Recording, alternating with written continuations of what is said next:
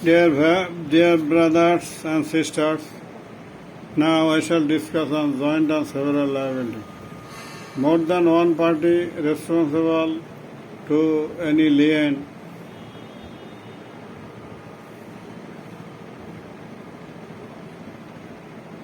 a banker should be extra careful when allowing credit accommodation to joint account holders. In order to establish joint and several liability against the account holders in case of default, a suitable clause should be inserted in the mandate. Now the junior mortgage means second mortgage. The mortgage which will be settled or satisfied after prior mortgages are prepaid. Kite, an accommodation bill, a representation of fictitious credit. Kite flying. Kite flying means raising funds by discounting accommodation bills. Now, leasing. That is Ijara. In Arabic, the leasing Ijara is defined as contact between a leasing company called as the lessor of the own part and the user of the equipment asset called the lessee of the other part, whereas the lessee or loanee agrees amount of money as renters over an specified obligatory period of time in consideration for the use of capital equipment owned by the lessor. The lessor retains ownership of the equipment and seeks to recover the capital cost of the equipment plus a profit margin out of the lease rentals payable during the period of the lease. There are two types of leases. There are two types of leases are recognized under this system of investment, such as operational lease and lease purchase. Now the operational lease. Under this system of finance, Islamic banks hold a number of various assets to respond to the needs of different customers. These assets have usually high degree of marketability. The bank rents this asset to its clients who desire to utilize the same for a term to be agreed upon on payment of rental. After expiry of the lease period, the assets are returned to the bank. The bank then looks for a new lessee. The distinguishing feature of this mode of finance is that the assets remain the property of the Islamic bank to put them up for rent every time the lease period expires, so as not to remain unutilized for a long time. Under this mode of finance, bank bears the risk of recession or diminishing demand for these assets. Then lease purchase. The lease purchase or lease out that ends with possession is now technique of investment innovated by the Islamic banks. Under this system, bank does not hold the assets but purchase the asset in response to an empathetic request from one of the customers to own the assets through lease that ends with possession.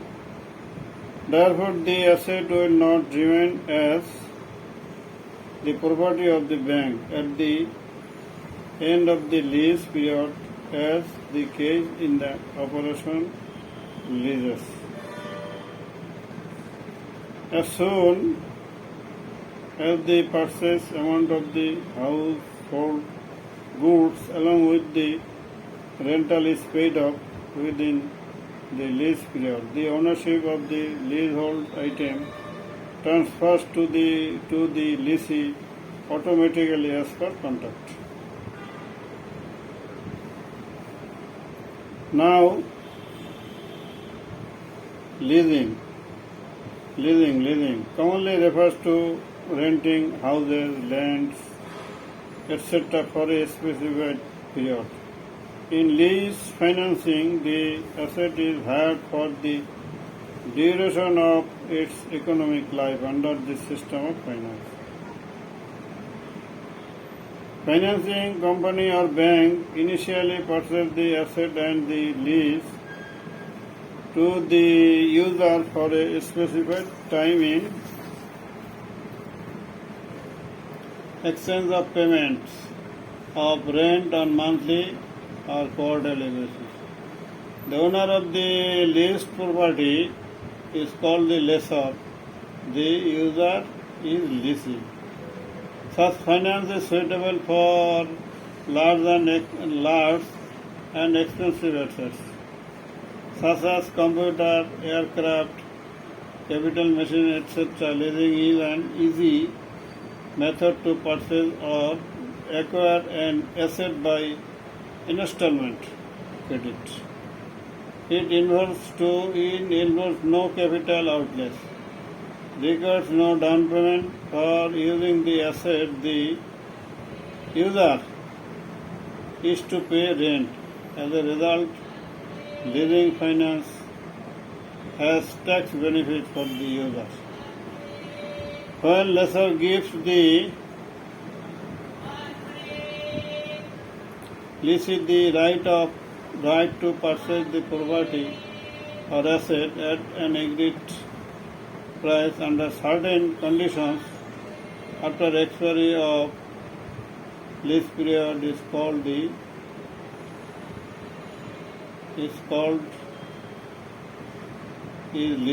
lease with option to purchase. Letter of comfort. To secure the loan of a subsidiary company, banker may ask the subsidiary to furnish letter of guarantee from its parent company. Such letter of guarantee is called letter of comfort.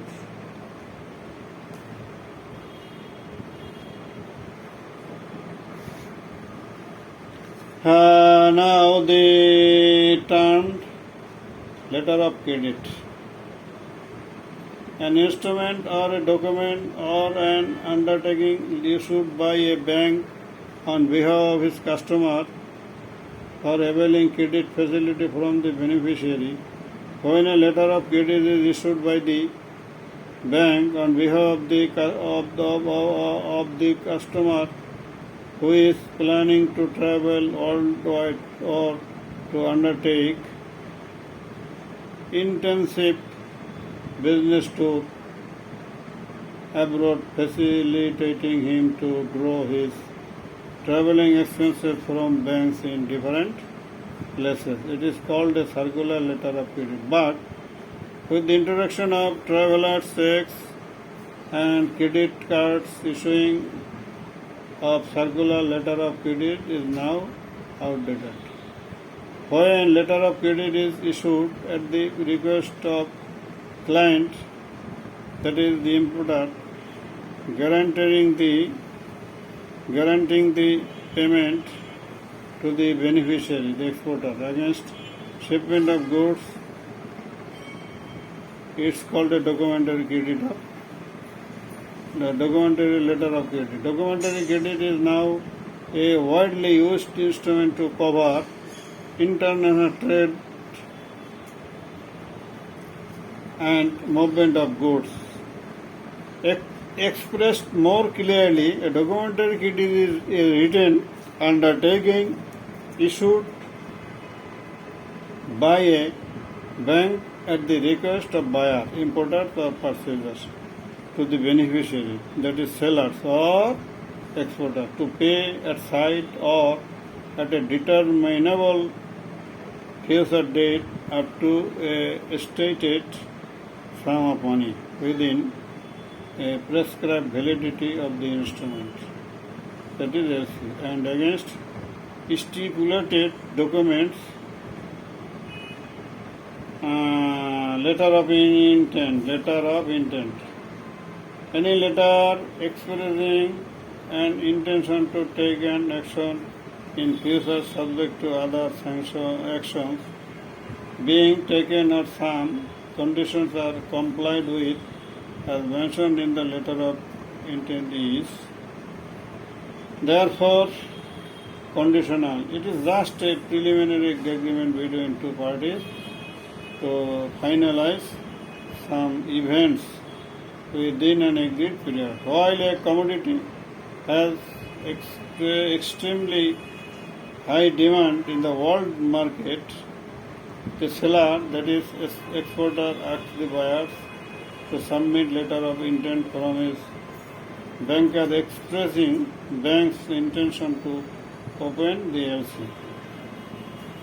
As for example, importing of old ship for scrapping purpose, the seller asks the buyers to provide a letter of intent from his banker stating the status in a language acceptable to the seller as an additional support to buyer's acceptance. As to the arrangement being made by the buyer with his banker for opening LC for import of the nominated vessel.